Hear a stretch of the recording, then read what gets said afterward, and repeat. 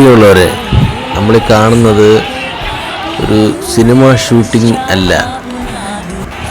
കഴിഞ്ഞ ദിവസം ഡൽഹിയിലെ ജന്തർ മന്ദറിൽ നടന്ന CJPയും അതിനോടനുബന്ധിച്ചുള്ള സംഘടനകളും അവരോടൊപ്പം ചേർന്ന് നിന്നുള്ള ഇന്ത്യയിലെ പല പ്രമുഖ രാഷ്ട്രീയ പാർട്ടികളുടെയും സംഘടനകളുടെയും പ്രതിഷേധമാണ് നമ്മളീ കാണുന്നത്.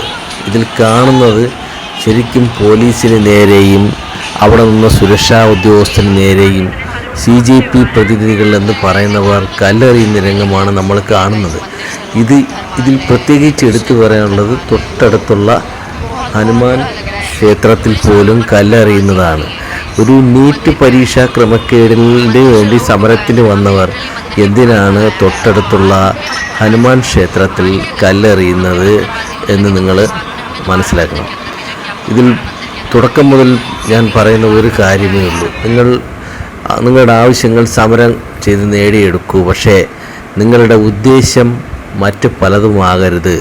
തന്നെയാണ് പറയുന്നത്. ഇവരുടെ ഉദ്ദേശം അട്ടിമറി തന്നെയാണ്, വിഘടനവാദം തന്നെയാണ് ഇതിൻ്റെ ഉദ്ദേശമെന്ന് ഈ സംഭവങ്ങൾ കാണുമ്പോൾ നമുക്ക് മനസ്സിലാവും. പക്ഷേ ഇതിന്ന് മൊബൈലിലൂടെ കാണാൻ പറ്റുന്നത് കൊണ്ടാണ് നമുക്കിത് മനസ്സിലാക്കുന്നത്. അല്ലെങ്കിൽ ഇവർ പോലീസ് ലാത്തി ചാർജ് ചെയ്യുന്ന വീഡിയോ മാത്രം എടുത്തായിരിക്കും ഇവർ എല്ലാവരെയും കാണിക്കുന്നത്. പോലീസിന് നേരെ നടത്തിയ ക്രൂരമായിട്ടുള്ള ആക്രമണങ്ങൾ നമുക്ക് കാണാൻ സാധിക്കും. എന്നാൽ ഇന്ന് തെളിവ് സഹിതം നമുക്ക് മനസ്സിലാക്കാൻ സാധിക്കും. പോലീസിന് നേരെ അക്രമം അഴിച്ചു വിട്ടിട്ട് അവർ സഹികെട്ടിട്ടാണ് പ്രതികരിച്ചത്.